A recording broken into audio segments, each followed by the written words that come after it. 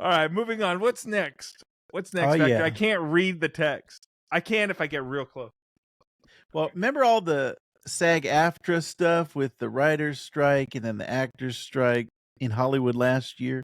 Yes, well, sir. now it's coming to video games, boys. But they actually announced a deal with an AI company to create and license digital voice replicas for use in video games. I think we talked about this a little bit, like there was a possibility of it happening in a previous episode.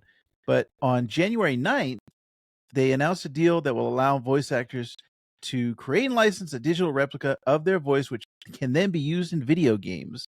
And then this is supposed to be enabling a safe and safely explore new employment opportunities for voice actors while having industry-leading protections tailored to AI technology. So AI is here, boys, in the world of video games. Oh boy, I can see this.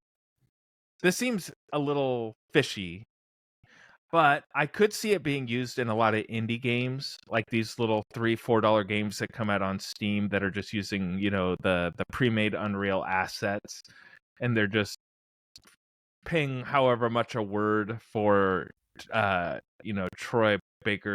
Miller, what's that actor's name? Kevin Troy Conroy. Baker and Troy Nolan Baker, North. yeah, I knew that. I like him. Anyway, they're just paying. They're just paying, $1 a word for Troy Baker's voice or whatever. I feel like the big studios probably aren't going to utilize this, because why would they? If they're trying to make a AAA game, but that's just my opinion. What if it's cheaper to use the AI than to use the voice actor? Then they better strike a hell of a deal with Troy Baker or whoever, too, because this is their livelihood. Actually, in the article, there's a voice actor for Persona 5 and also the announcer in Super Smash Bros. 4. He said, "Did any of y'all approve this? I didn't get told we were voting on this." So, I don't know, boys. Maybe it is fishy. Tough to say. I mean, yeah, this feels like a backdoor deal that somebody, made to keep, to get the studios to agree to something eventually, right? Like maybe I feel like this was talked about, and they're like, all right, now we'll make a deal with some AI company. I mean, have you guys done the AI, or not the AI stuff, but the voice stuff on your iPhone at all yet? Not yet. We talked about this on a previous episode, but I still have not done it yet. I started the process, and then I was like, I got distracted and I never went back to it.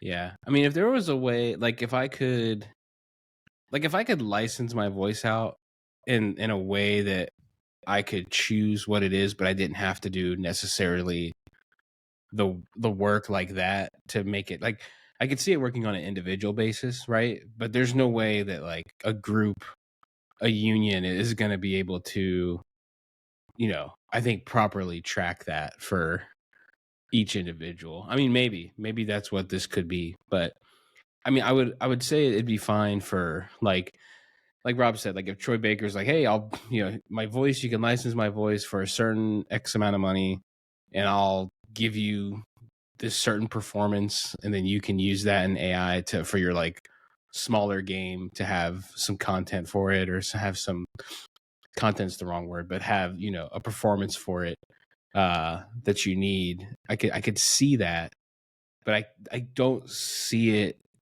It would have to be very much led by, people in the industry. Like I don't want to see a studio behind that. I'd rather see the creators like own that entity, let's say. Right. Yeah, there's a ton of voice actors on Twitter that are saying things like, every voice actor I know not only didn't approve this, they pretty much had never heard of this. The first time today on Twitter is the first time they were hearing about it. So I don't think a lot of people are going to be happy about this. Well, maybe we can license Troy Baker as our 4th podcast host. Oh, yeah.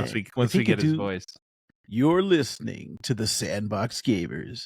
Let's get Kevin Conroy. I'm Joel from The Last of Us. Hey, gang, Joel here. No, man.